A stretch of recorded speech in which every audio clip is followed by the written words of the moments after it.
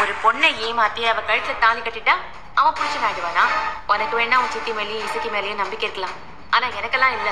அவங்க காயத்ரியை கல்யாணம் பண்ணதே அன்னபூர்ணியத்தையோட சொத்துக்காக தான்.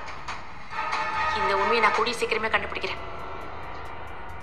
ஆனா அன்னைக்கு ஒரு தடவை ஒரு பொண்ணு கழுத்துல தாலி ஏறிட்டா கடைசி வரைக்கும் அவன் கூட தான் அவ வாழ்ந்தாகணும்லாம் சொல்லிக்கிட்டு இருந்த. அப்படி பல்ல கட்டி கையில கொடுத்துருவேன். நீ எப்படி என் வாழ்க்கையை நாசம் பண்ணியோ அதே மாதிரி இசைக்கும் காயத்ரி வாழ்க்கையை நாசம் பண்ணிட்டான். என் வாழ்க்கையை எப்படி சரி பண்ணணும்னு எனக்கு தெரியும். அதே மாதிரி காயத்ரி வாழ்க்கையை விட்டுற மாட்டேன். கண்டிப்பா அவ ஆசைப்பட்ட மாதிரி செழியனோட சேர்த்து வைப்பேன். கிட்ட நான் போன்ல பேசிக்கிட்டு இருக்கேன்.